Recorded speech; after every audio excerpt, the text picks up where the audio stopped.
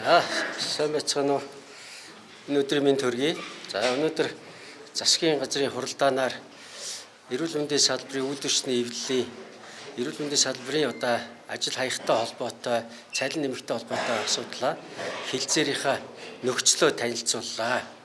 За өчигдөр орой бас үйлдвэрчний эвлэлийн төв зөвлөл дээр үйлдвэрчний эвлэлийн ерөнхийлөгч болон манай эрүүл мэндийн салбарын үйлдвэрчний эвлэлийнхэнтээс уулзаж цалин нэмэх үржилсэн нэмэх саналаа тавьж урьдчилсан одоо тохироонд хүрэхээр бас санал нийлсэн.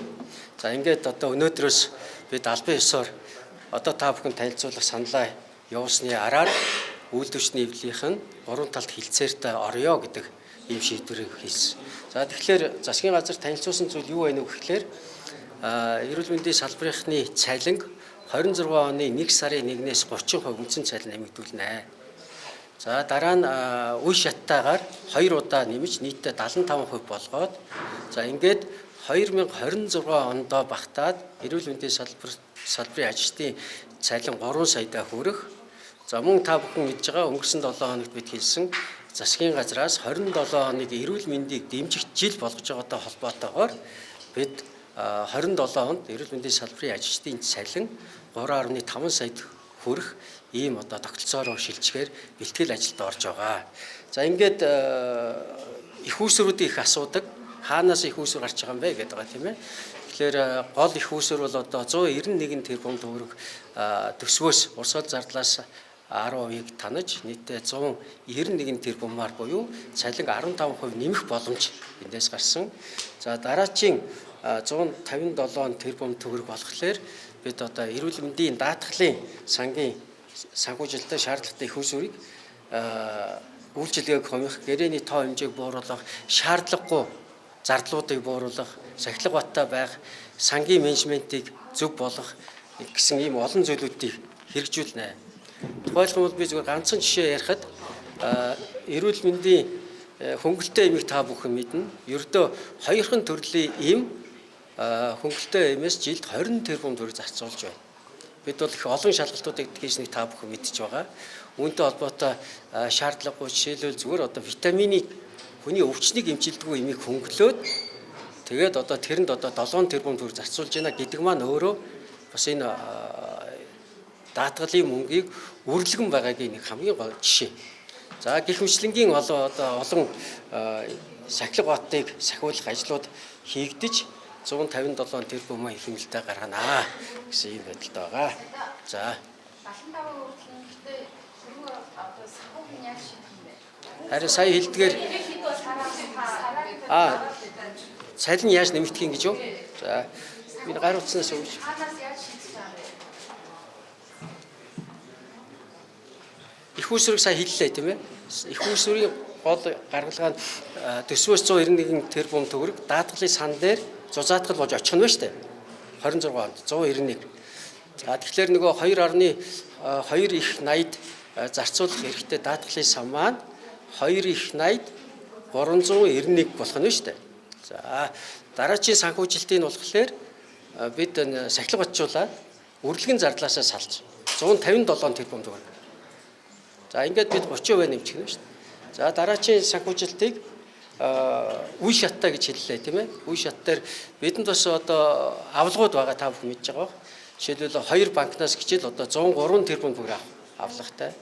Нийгмийн даатгалын сангаас баланс эзэслэлээр 103 тэрбум төгрөг бас авах даатгалын санд орж ирэх мөнгө байж байгаа.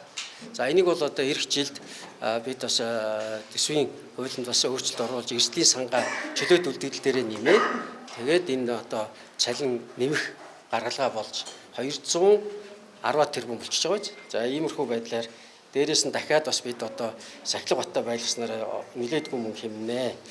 За сая яаж цалин өөрчлөлт нь яаж мэдрэгдэх үү гэж юм тийм ээ. Үндсэн цалин уу? 30% бол үндсэн цалин. Үлдсэн 45% бол цалин хөлс гэсэн тооц байгаа. За тэгээ энэ байдлаараа хилцээрд орё гэдгээ хэдүүлээ ярьсан байгаа. За нийт 26 онд 75% нэмэгдсэний дараагаар ТВМ1 ТВМ 1 бол одоо 2 сая 40. Нөгөө анх одоо байгаа цалин 1 сая 196 гэдэг доод хэмжээтэй байгаа цалин маань үндсэн цалин 2 сая 40 болох нь шүү дээ. За ТВМ 5 буюу одоо залуу эмчнэр бол сая 484 байгаа. Энэ маань 26 оны 1 сарын 1-ээс 30% нэмэхэд 1 сая 929 болж байна. За тэгээд нийтдээ 75% нэмсний дараагаар 2 сая 597 мянган төгрөг болох жишээтэй. За хамгийн дээд ангилал буюу ТВМ 9 дээр одоо байгаа сая 800 мянган төгрөг маань 30% нэмсний дараагаар 2 сая 346 мянга болоод за ингээд 75% нэмсний дараа 3 сая 158 болно. За ийм байдлаар нэмэгдэх нь байна. Тэгээ энэ саналаа одоо үйлдвэрчний эрүүл мэндийн салбарын үйлдвэрчний эвлэл рүү одоо явуулах байна. Эрүүл мэндийн яамны албан баланкаар. За ингээд өчигдөр орой яаж тохирсноор бид одоо яг энэ саналаар нь явуулж байгаа. Энийг бол одоо засгийн газар бас анхаарч 27 онд ялангуяа бид бол 26 онд ингээ нэмчлээ. 27 онд бол 3.5 сая үндсэн цалин нэмье гэж штэ. Энийг нэмэгдүүлэхэд ойролцоогоор 680-аад тэрбум төгрөг хэрэгтэй. Даатгалын сан дээр 27 хоног ярьж байна шүү дээ. За ингээд нэмэгдэх энэ нөлөөллийг анхаарч тэгээд одоо даатгалын сан зузаадах асуудлыг анхаарахыг 3 яамд 3 сайдад өөрөг болгосон өнөөдөр тэмдэглэл гарлаа. За болох уу?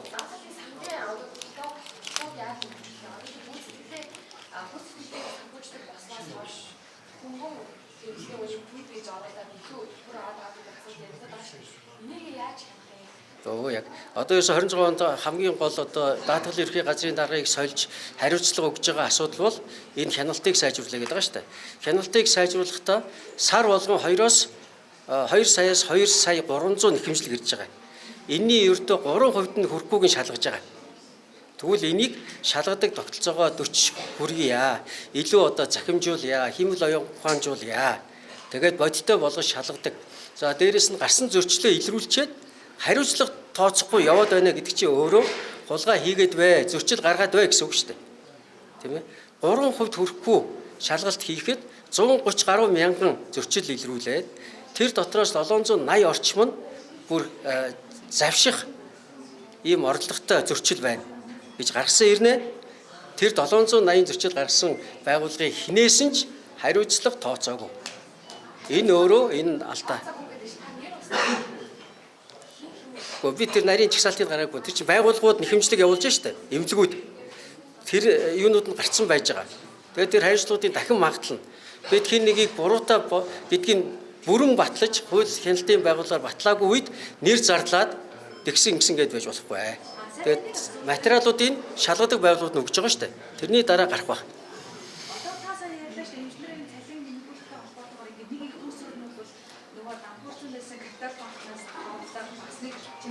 Яг энэ амтууд өнгөрсөн ингээд 4 жилийн хугацаанд ингээд сундраад яваад байна. Яг авч чадаагүй байгаа. Тэгвэл энэ хугацаанд хичээл одоо цалин нэмэхэд тухайн мөнгөийг олж авах их үнэмшил хийх байна.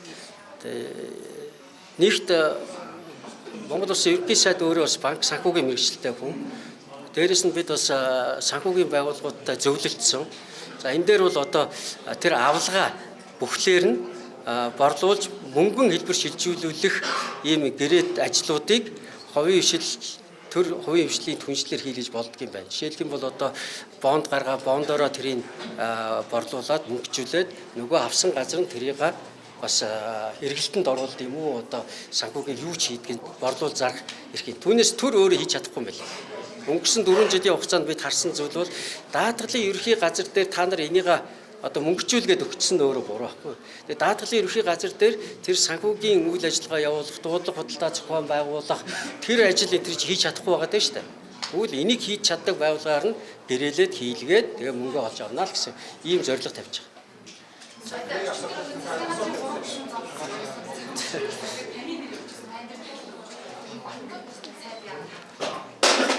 Батлууд сайд хаглаанд орсон байгаа шүү дээ.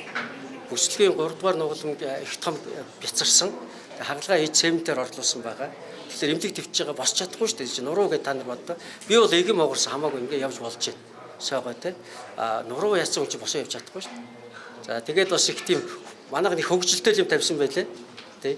Тэгээд Эрдэнэтэд гимтсэн хүнийг Улаанбаатар байгаа хүн хоорондоо зодтолдоод онлайнаар зодоо хийдэг болсон юм байна шүү дээ одоо ч. За. Тэгэхээр ийм худал мэдээлэл одоо хэрэггүй.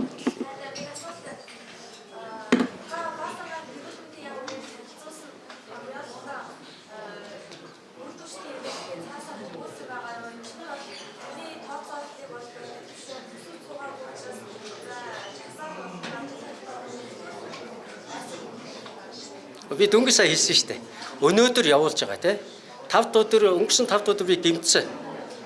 Тэгээ уулзалтад чадаагүй. Өнөөдөр өчигдөр орой уулзаад ярихдаа өнөөдөр засгийн газраа хилцүүлээд албажуулаад үйлдвэрчний эвлэл рүү явуулнаа. Одоо ингэж явуулж байна. Тэгээ зөвшөөрүүл одоо хилцээрийн ширээн дээр суугч байна гэж тий.